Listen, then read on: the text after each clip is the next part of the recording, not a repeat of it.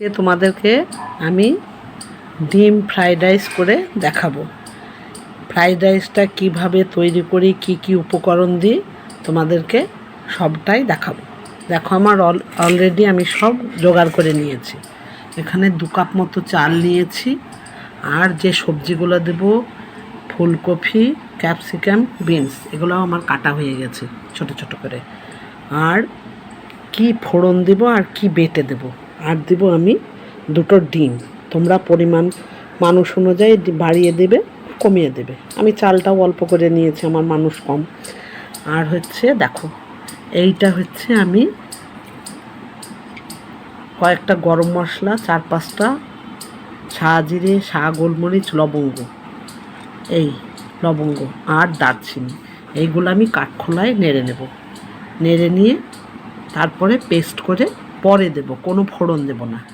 আর এখানে নিয়ে নিয়েছি পরিমাণ মতো নুন আর চিনি, আর ফোড়ন দেব আমি শুকনো লঙ্কা, তেজপাতা।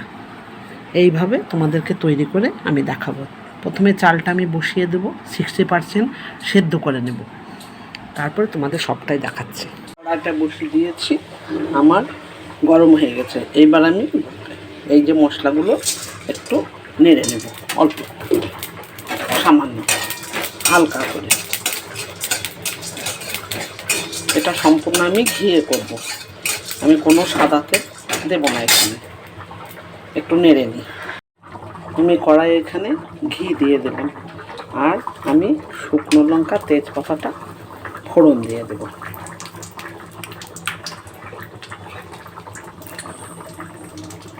দিয়ে আমি সবজিগুলো এবার দিয়ে ভেজে নেব। দিয়ে দিলাম।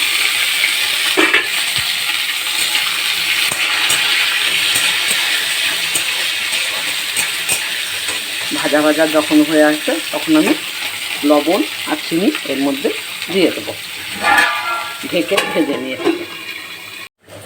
দেখো এখানে একটু আদা আমি গ্রেট করে এর মধ্যে দিয়ে দেবো, দিয়ে একটু কষিয়ে নেব। দেখো আদাটা আমি এর মধ্যে দিয়ে দিলাম, দিয়ে আমি একটু কষিয়ে নেব। আদাটা দিলে কি বলো তো, একটু মানে ফ্লেভারটা অন্যরকম হয়, ভালো লাগে। এইবার আমি লবণ আর চিনিটা এর মধ্যে দিয়ে দিলাম। এগুলো আমার সেদ্ধ হয়ে এসছে প্রায়। এবার আমি ওই যে ভাতটা যে করে রেখেছি এর ভেতর দিয়ে দেব। কিছুটা কাজু কিশমিশ এর মধ্যে দিয়ে দিলাম। এবার আমি মশলাটাকে গুঁড়ো করে নিয়ে আসবো।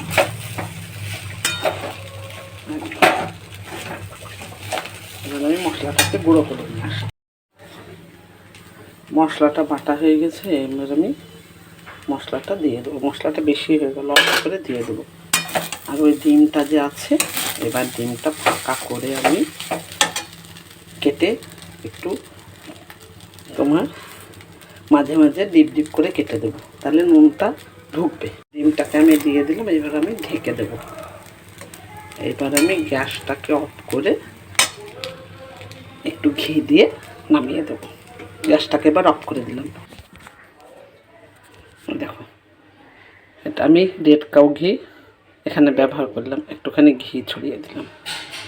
ব্যাস আমার তাহলে ডিম বিরিয়ানি, ডিম পোলাও, এই ফ্রাইড রাইস আমার কমপ্লিট হয়ে গেল। আমি